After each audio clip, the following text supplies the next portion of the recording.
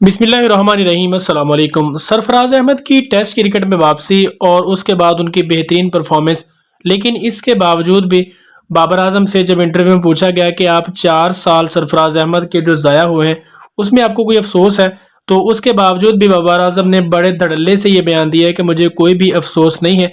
हालांकि अगर देखा जाए तो सरफराज अहमद इंतहाई ज़बरदस्त बैट्समैन है, लेकिन मसला यह है कि सरफराज अहमद साबिक कप्तान थे, कप्तानी वो कर चुके हैं। शायद इसी वजह से वो बाबर आजम को पसंद नहीं थे कि अगर वो टीम में वापस आ गए तो हो सकता है कि बाबर आजम की जो कप्तानी है वो खतरे में पड़ जाए।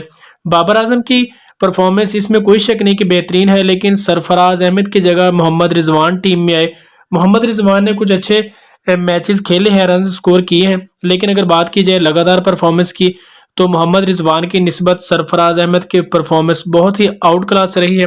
विकेटों के पीछे सरफराज अहमद ने ज़रूर गलतियां की हैं, लेकिन इस सब का जो क्रेडिट जाता है सरफराज अहमद की वापसी और पाकिस्तान में फिर दोबारा उनका टेस्ट क्रिकेट खेलना, इसकी जितनी भी क्रेडिट शाहिद खान अफरीदी जो कि अबूरी चीफ सिलेक्शन कमेटी के चेयरमैन हैं, उन्होंने उन्हें से वापस बुलाया और मैच खिलवाया। हालांकि सरफराज अहमद के खिलाफ बहुत से लोग थे, कोई भी सरफराज अहमद के हक में नहीं था, शायद कोई एक दो लोग हों, लेकिन शाहिद खान अफरीदी ने बड़ा डिसीजन लिया और उन्हें इसरार करके खिलाया।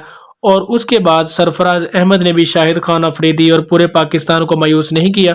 जिस तरह की परफॉर्मेंस उन्होंने खासकर दूसरी टेस्ट मैच में दी है, और पाकिस्तान वो टेस्ट मैच जीत भी सकता था, लेकिन बहरहाल ड्रॉ करने में कामयाब हो गया। हालांकि यकीनी हार थी उस मैच में पाकिस्तान की।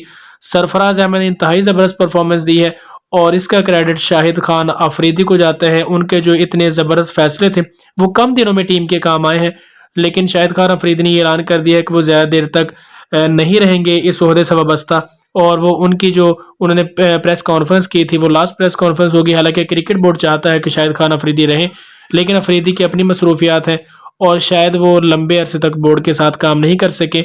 लेकिन अफरीदी का एक बड़ा डिसीजन पाकिस्तान के काम आया और सरफराज अहमद टीम में वापस आए और उनका कैरियर जो दाव पर लगा हुआ था उन्हें थोड़ा सा जो है वो हौसला मिला है। और इसके बाद उम्मीद है कि सरफराज अहमद लगातार पाकिस्तानी टीम की नुमाइंदगी करेंगे। अगर मजीद सियासत का शिकार नहीं हुए तो सरफराज अहमद कुछ अर्सा के लिए ज़रूर पाकिस्तान की तरफ से टेस्ट और वनडे मैचेस खेल सकते हैं।